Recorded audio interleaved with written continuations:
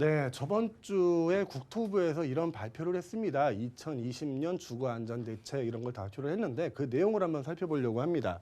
자, 지난 1년간 전세 가격 추이를 보시게 되면요. 계속 올라갔다는 걸 느낄 수 있죠. 서울 지역이. 전세 가격이 올라갔다는 거는 그만큼 그 부동산의 매매 가격 또한 상승을 했다는 얘기가 될 것입니다. 자, 그래서 이제 국토부에서 이런 발표를 했습니다. 2020년 주거 종합 계획이라는 걸 발표를 했는데요. 이 내용들을 연내에 법 개정을 해서 내년에 시행을 하는 걸 목표로 하고 있다고 하는데 그 내용들을 한번 살펴봤습니다. 첫 번째는 시장 안정화에 대한 내용이에요. 자, 불법 전매 시 청약을 제한하겠다. 자, 이제 불법 전매를 하게 되면 청약을 10년 동안 제한을 하겠다고 합니다.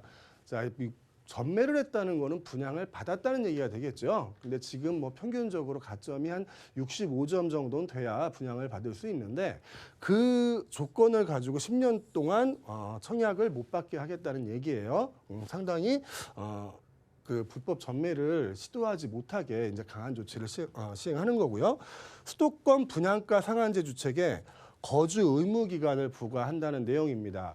이미 공공 분양에 대한 주택에 대해서는 거주 의무 기간이 있어요. 최장 10년까지 분양가에 대해서 최장 10년까지 거주 의무 기간이 있는데 이 내용은 민간 분양의 주택에 대한 내용입니다. 민간 분양 주택에도 최대 5년까지 거주 의무를 부과를 하겠다라는 내용입니다. 그리고 이제 수도권에 2023년 이후 연간 25만 채 이상을 공급하겠다라는 내용인데 뭐 이 내용은 너무 많이 들어서 이제 외울 것 같아요. 저번에 말씀드렸는데 100, 25 그리고 7 이런 숫자로 말씀을 드렸습니다. 100만 호를 공급하겠다. 근데 100만 호 중에 공공주택이 75%를 차지하죠. 그리고 25만 호, 연 25만 호 플러스 알파를 공급하겠다라는 얘기도 자주 했던 얘기고요. 자, 7은 뭐냐면은 얼마 전에 발표됐었죠. 수도권 내, 서울 내에 7만 호를 2022년까지 지을 수 있는 부지를 확보하겠다. 그 대표적인 게 용산 기지창이 됐었고요. 요 내용은 하도 많이 나온 내용이라 이제 시행만 하면 될 것 같은데 또 같은 내용이 나왔습니다. 자, 다음은 시장 질서 확립에 대한 얘기예요. 여기가 좀 중요한 내용이 있습니다. 전월세 신고제를 도입하겠다. 전월세 신고제라는 거는 제목에도 나와 있지만 전월세 인상률을 제한하겠다라는 뜻과 같이 보시면 될 것 같아요. 자, 전월세 신고제를 도입한다는 거는 따라다니는 게 두 개가 있습니다. 첫 번째, 이제 계약갱신 청구권이 있죠. 계약갱신 청구권이 나와야 되고요. 두 번째는 전월세 상한제가 나와야 됩니다. 임대가 제한 이 두 가지가 나와야 되는데 전월세 신고제를 도입하겠다는 것은 세법적인 측면에서 보면은 어떻게 조세 형평은 이루어질 것 같아요. 3억짜리 집을 가지고 있는 사람은 재산세도 내야 되고 취득세, 보유세 다 내야 되는데 10억짜리 전세 사는 사람은 세금을 하나도 안 내거든요.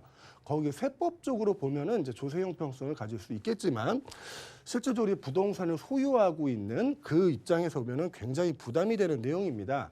계약갱신 청구권이라는 거는 2+2 또는 3+3을 추진 중인 걸로 알고 있어요. 2년에다 2년 한 번 더 계약갱신 청구권을 주겠다. 3년에다 3년을 주겠다. 이 내용 중에 하나가 되겠죠. 그러니까 임차인이 원하면 3년을 또는 2년을 더 살 수 있다는 얘기입니다. 거기에 대해서 이제 그 계약갱신 청구권을 주게 되면 당연히 이제 임대료 상한이 나오게 되겠죠. 같은 금액에 또 계약갱신을 해주질 않을 테니까요. 그래서 5%의 임대료 상한에 대해서 얘기가 나오게 될 겁니다.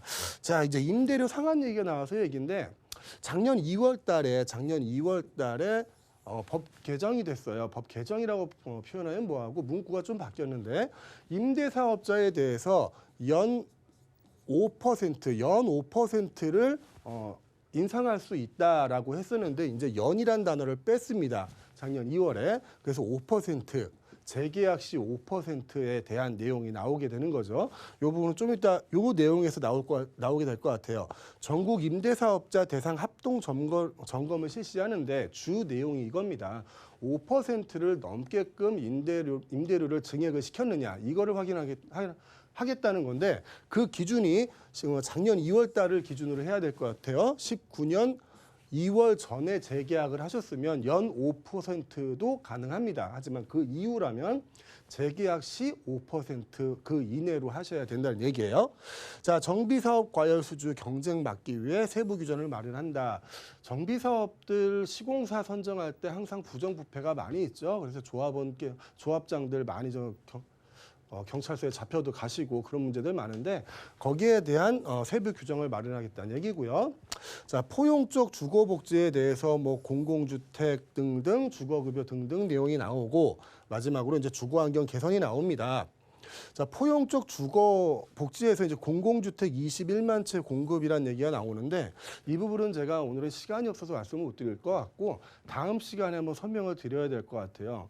이런 식으로 가면은 이제 정부가 또는 LH가 이제 부동산 건설 시장을 거의 독점하는 시장으로 가는 게 아닌가 하는 우려가 생길 만큼 그만큼 공공주택을 많이 지어지고 있거든요. 이 내용은 다음 시간에 한번 알아보도록 하겠습니다.